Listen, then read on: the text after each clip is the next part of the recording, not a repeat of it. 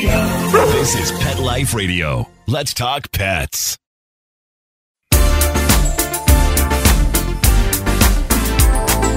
Rappaport to the rescue with award-winning animal advocate Jill Rappaport. Hi, welcome to Rappaport to the Rescue. I'm Jill Rappaport, and today it's a newsworthy animal welfare show. We are going to tackle two very important situations plaguing us and really threatening animal welfare.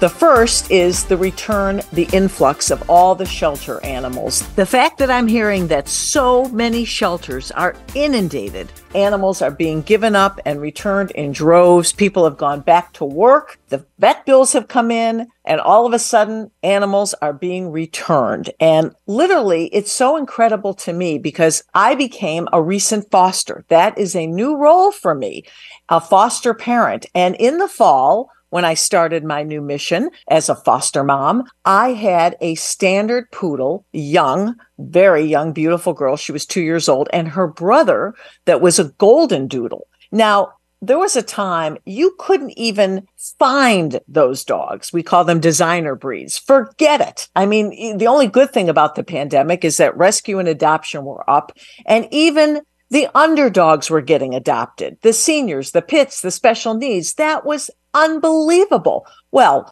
if you were looking for anything like a designer dog, forget about it. So here I'm fostering two of the most beloved desired breeds, and we had a very difficult time. It was a long time before they finally found a forever home. And thank goodness they did, because they had to go together. And then after that, I fostered a Cavapoo, a beautiful 2-year-old, amazing little dog that would have been snapped up in a minute. And it was a challenge. So all I can tell you is that times have changed. And I talk to my foster groups and people at shelters daily, and they tell me that the situation is truly frightening. We need to get these animals out. We need fosters. We need donations. We need help. And so we're going to tackle that problem and find out exactly what is going on. What is the truth, not only in your local area, but across the country with adoption and rescue. And we'll hear it all from the president and CEO and my friend, Matt Bershadker of the ASPCA. Then we're also going to discuss the problem with vets. Not that there's anything wrong with them, but how about the shortage of vets? Yes, that is a real crisis going on in our country right now. I don't know if you've been to your vet recently. I just had to go to the emergency room with Oscar Mayer when he slipped his disc. I talked about that in my last show. And I was so shocked how few people were at the front desk and how quiet it was in the back and how busy it was in the front. People waiting for hours to get in to see the vet. And then on top of the stress of hoping your pet is okay, you finally go through that emergency room process and hope for the best. I was very lucky because they told me he would be okay with rest, which he is, thank goodness. But then you get your bill. OMG. Vet bills have gone up so much. Spay and neutering, I heard, is up almost 30%. What is going on with vets and the whole system and the billing? We need to get to the bottom of this. And Matt Bershadker, president and CEO of the ASPCA, will have all the answers when we come back. Stay tuned. How many of you have pets? My hand's raised. Now think about how lucky you are to have such a sweet little pet in your life, and that pet is lucky to have you too. But unfortunately, there are countless pets out there that don't have a home to call their own. However, Bob's from Skechers is trying to change that. So we developed Bob's for dogs and cats to help pets in need. With every purchase of adorable Bob's footwear or fun, stylish apparel, or even the cutest Bob's pet accessories, Skechers makes a donation to Petco Love to help save shelter pets. And with your help, we've already saved the lives of over 1 million pets and raised over $7 million. So while you're getting style and comfort with features like Skechers' famous memory foam cushioning, you're also helping to save an adorable pet in need and helping another lucky owner be connected with a future best friend and companion. Because happiness is having a loving pet by your side. Find Bob's at a Skechers store, Skechers.com, select Petco locations, or wherever stylish footwear is sold.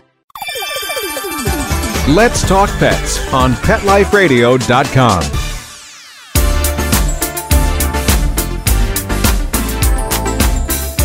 Welcome back to Rappaport to the Rescue. I'm Jill Rappaport, and here's some pretty staggering stats for you. According to the American Society for the Prevention of Cruelty to Animals, that's the ASPCA, of the 6.3 million animals, 6.3 million, entering shelters across the country yearly, approximately 3.1 million are dogs. And this is the number that's really going to turn your stomach. Out of that number, sadly, tragically, each year, about 390,000 shelter dogs are euthanized. And so many of those countless animals are wonderful, healthy, amazing animals that will lose their lives simply because they can't find a home. That, to me, just stops my heart. And it is the reason I created this show, that I devote my life, and my whole mission in life is about rescuing and educating people about the joys of adopting and the need to do so. And on top of that, when you do adopt a pet, there's costs involved. So many people cannot afford the bills, the vet bills that come along when you take one of these wonderful animals into your home. And combine that with another situation we've been hearing about called compassion fatigue, which involves our vets and has caused an incredible shortage in this country. Vets are leaving in droves because of anxiety, stress, long hours, and it's really frightening. And we have to do something about this. So today, my very special guest is the president and CEO of the ASPCA, Matt Bershadker. The ASPCA is the first and the oldest animal welfare organization in the United States, and Matt is at the helm. Matt, it is great to be here with you. So happy you're on Rappaport to the Rescue today. And if you heard the intro, there's two pending issues that everywhere I go, every person I talk to in animal rescue seems to be talking about. A, the influx of animals back in the shelter system. B, what is going on with our veterinarians? Yes, Jill, and I appreciate the opportunity to speak about both of these very, very critical issues. They're both pretty big, so let's break them down and have a conversation about, and they, of course, inform one another, but we can talk about them both. So, shelter populations. So, without a doubt, shelters are struggling across the country. There are pockets of tough news, and there are pockets of tough news. But the biggest stat to come out of 2022 from an organization called Shelter Animals Counts, which is one of the only organizations that's trying to aggregate national shelter data and give us trends and give us accurate information. So intake is still below pre-pandemic levels. So the number of animals, cats and dogs, coming into shelters is still below 2019, if we use that as pre-pandemic. But what's changed and what's alarming is that there are 4% more animals in the shelter system in 2022 than there were in 2021. So there's more animals living in a shelter without an outcome, without an adoption, without a return to owner, without a transfer. We've also seen a reduction in the number of animals moving from shelter to shelter. Transport numbers. You know, the ASPCA does an awful lot of this. We move maybe 35,000 animals a year, but we've seen about a 2, maybe 3% decrease in the number of animals being transferred from one shelter to the other. Now, of course, the reason that animals are transferred is because we believe, the sheltering community, believe that those animals will have a better chance of finding a loving home in a different shelter. So those are really, I think, the two most alarming numbers coming out of the 2022 data, which is carried forward into the first quarter of 2023. More animals in the shelter system and fewer animals being transported within the shelter system. Well, everybody seems to be blaming the fact that during the pandemic, there was an influx of wanting to adopt, and you could not find a shelter animal anywhere. Now, all of a sudden, people go back to work. They got their first vet bills. They came home to an eaten couch, and reality set in, and those animals were returned. What are you seeing in terms of that data? So the data does not support that. I'm not saying that's not happening. Okay. I'm not saying that's not happening. Certainly in kind of a shelter here, a shelter there. But broadly, we have not seen an increase in owner surrenders. Now, interestingly, stray intake is up. Now, what's problematic about that? If somebody brings an animal to a shelter and says it's a stray when it's not, that's bad because two things happen. One is we don't get any good history around that animal, right? How is he or she? Who does he or she like? Why are you bringing him back? There's still a stigma around bringing an animal to a shelter. And this is all speculation. So are people, we don't know the answer to this question, but are people coming to a shelter saying it's a stray when it's in fact an owner surrender? So the first bad thing is you don't get good data around this animal and how he or she's going to thrive. The second thing is they may be subject to a stray hold period. So they're sitting in the shelter longer than they need to. If you bring an animal to a shelter and say, hey, he or she just does A, B, and C, and we can't tolerate A, B, and C because this is our family, then the shelter staff know what type of home this animal will thrive in. So we don't know, but the data does not support an influx of pandemic adoptions coming back in. Stray intake is up, however. That's unbelievable to me. I mean, I guess the shame and the guilt people, there's a stigma. would feel, returning an animal. I can't even imagine. That's so out of anything I would ever experience in my life. But, that's just a terrible situation. They're embarrassed, they're ashamed, they don't want to admit they have to give up the animal. But in the end, they're doing two bad things for the animal. They're dumping it and they're not giving you that vital info. If in fact that's happening, we don't know what that's happening, but when you look at the numbers, you want to ask the question. So we want to destigmatize bringing an animal to a shelter. If in fact you can't keep this animal in your home, there's no problem, right? But tell us, the sheltering community, the animal welfare community, everything we need to know about this animal so that we can do our job, right? Which is to find this animal his or her home. So the other thing that we're seeing, Jill, there's a few other things that inform this. We recently fielded a study where we found that 80% of shelters were having trouble staffing their non-animal jobs. So they're not hands-on animal jobs. So foster coordinator, volunteer coordinator. And these are jobs, of course, that all contribute significantly to the adoption pathway. If I'm a shelter and I can't set up a foster program because I don't have a person to do that work, and you need a person to do that work, well, then I can't get as many animals out into foster. If I'm a shelter and I don't have the human resources to staff my operation, that's a problem. I heard about a shelter, and I don't want to name anybody, who actually had enough veterinarians to do spay-neuter work, but they didn't have enough kennel techs. So they actually have to have their veterinarians walking dogs, feeding dogs, cleaning kennels, because you got to do the basics. So, of course, the whole spay-neuter thing gets backed up. So the overall labor shortage is a massive, massive issue. And we know that the animals are the first to feel it in tough times. And this labor shortage is has been very, very difficult on animal shelters. Well, I just took my dog to the vet recently, an emergency room visit. A, you have shell shock when you get that bill. And B, I could not believe how empty it was in terms of technicians, doctors. Yet the lobbies are full. People are waiting in masses there. And let's talk about that. What's going on with our vets? So you raise a really good point. It's not just vets, it's vets and techs, right? Both disciplines were understaffed, tremendously understaffed when it comes to veterinarians and when it comes to techs. So on the vet side, the economics of this industry are very, very challenging. 80% of graduates have debt. The average debt load is near 200,000. I think it's about 188,000. The average first year salary is in and around 100 grand. That's upside down, right? It's upside down. The industry is also about 65% female. We know that women were disproportionately impacted by the pandemic. We know that more women still have not returned to the workplace. We know that more women, despite our best efforts, still do more of the work on the home front. So the veterinary community is also feeling that squeeze. So you have the economics of it, you have the pandemic, which impacted of it, and you don't have equal work in terms of raising families between men and women still, mostly men and women. I know that there are other types of families. So the vet shortage is a huge issue. On top of this, Jill, the AVMA, the trade association that represents the vet industry, won't acknowledge that it's a vet shortage. Why not? Why not? I want to pick my words carefully since they'll be shared. I think the interests of the AVMA are not necessarily aligned with the interests of animal welfare. And there's a conflict there. And that's probably why not. So there's a challenge there. Fortunately, we have 3 vet schools that are coming online, one in Utah, one in New Jersey, and Long Island University are all adding vet schools. So I don't know how big their classes will be. And this is obviously a long-term play.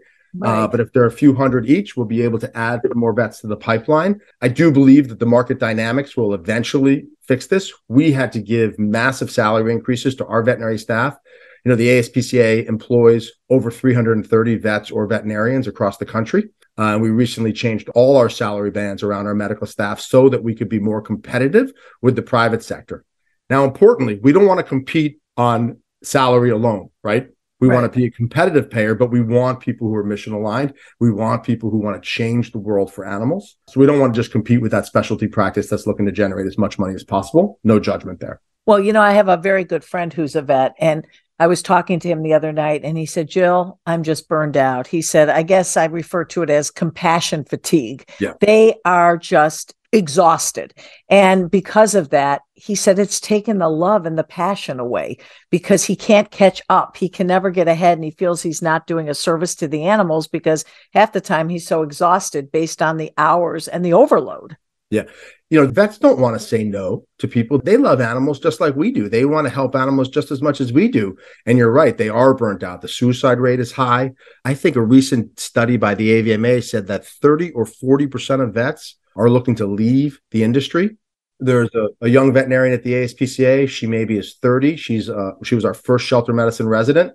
She said 2 of her classmates have already left the industry, one to be a graphic designer. It's a very, very tough, grueling job. It's physically demanding, it's emotionally demanding, it's intellectually demanding, and the pay isn't great.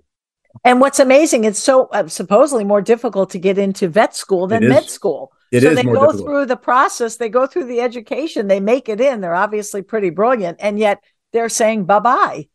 Yeah, it's very, very tough. So at the ASPCA, we are trying to, I don't want to be too self-serving here, but at the ASPCA, we're trying to be the premier, the number one destination for any veterinarian who wants to practice medicine in the animal welfare space, not only at the ASPCA.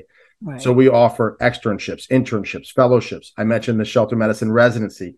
There are only, I think, 4 shelter medicine resident programs in the country. University of Wisconsin, San Diego Humane and SPCA, Oregon Humane Society, and the ASPCA. So there are 6 shelter medicine residents in the country, and we have 3 of them at the ASPCA. So what we're trying to do is establish ourselves as a place where veterinarians can come, get the training they need, the mentoring they need, have the flexibility that they need. We call it a family-friendly schedule to learn, acquire the skills, understand that they can have a robust career in animal welfare, whether that's at the ASPCA or the Denver Dumb Friends League. And we are seeing, actually, since we implemented some of the changes, we are seeing an uptick in the number of applications for our veterinary positions. The number of open vet roles has reduced. The number of open tech roles has reduced. We're also trying to do the same thing on the tech side. We have a partnership with Platt University in Los Angeles. We are in discussions with LaGuardia Community College here in New York City to develop a partnership. LaGuardia has about 15 to 17 qualified tech applicants every year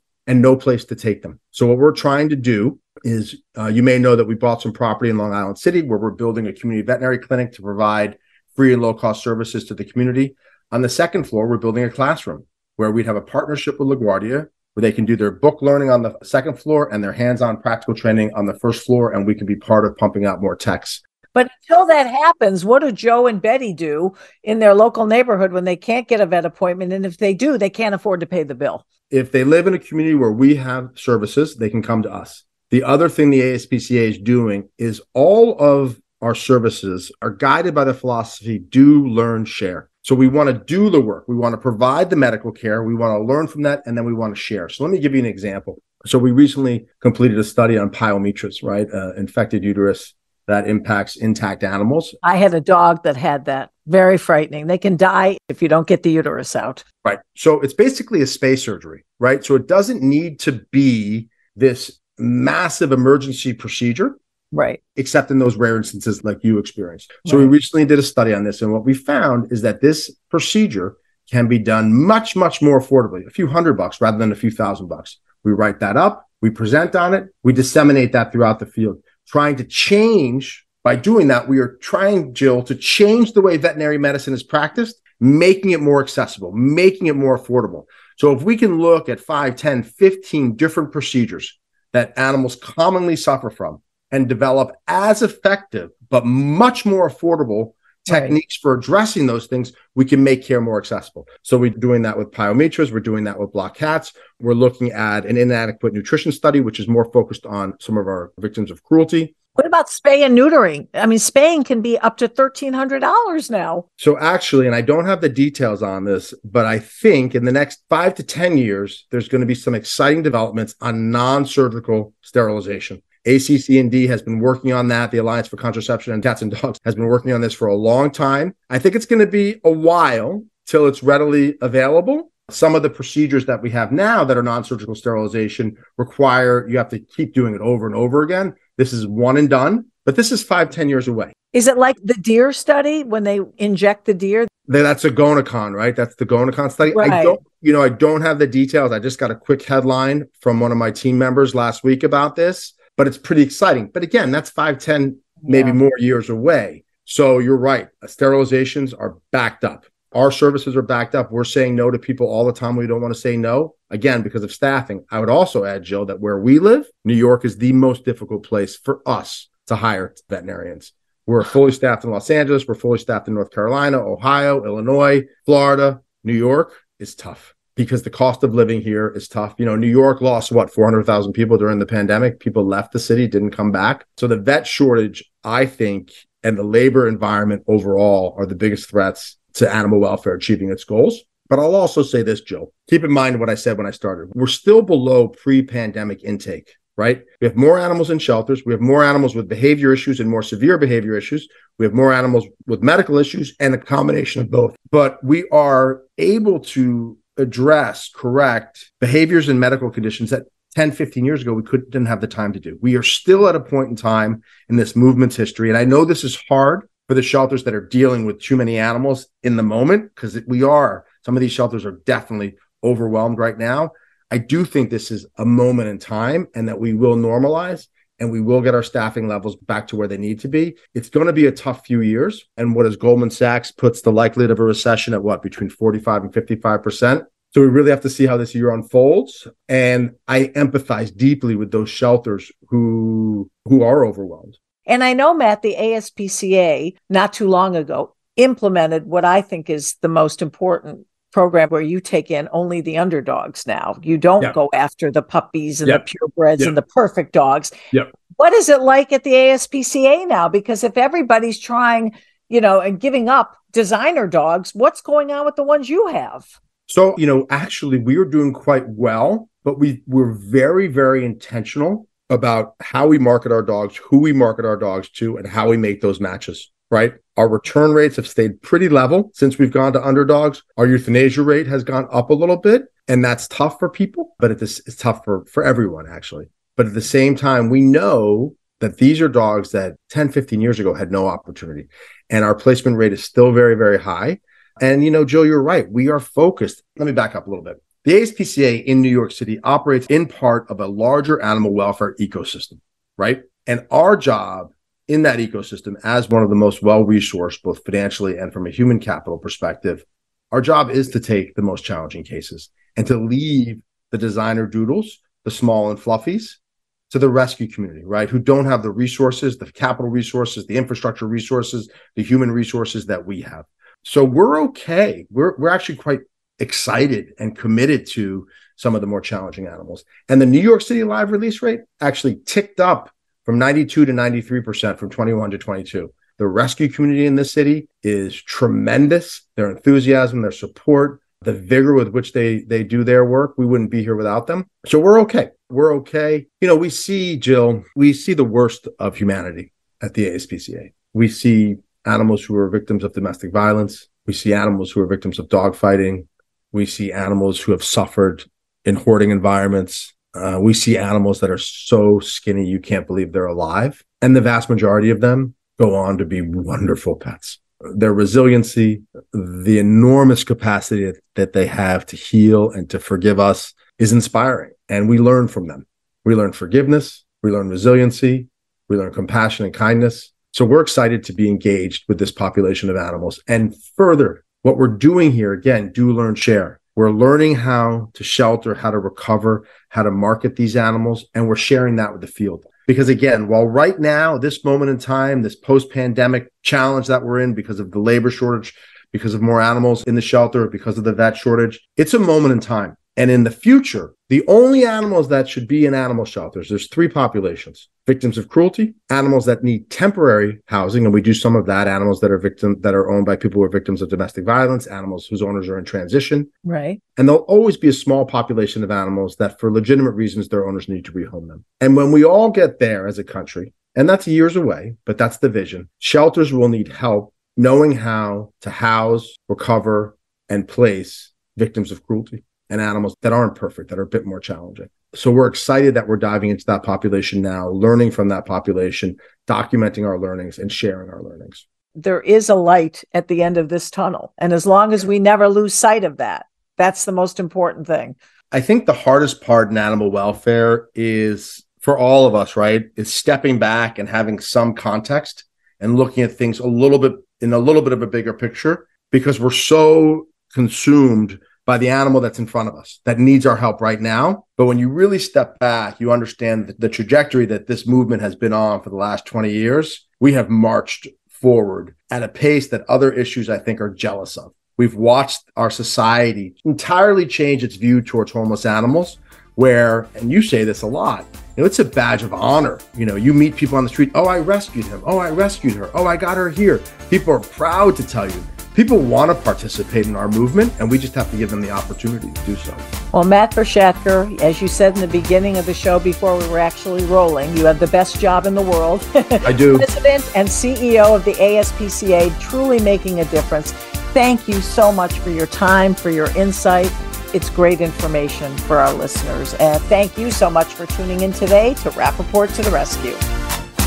Let's Talk Pets, every week on demand, only on PetLifeRadio.com.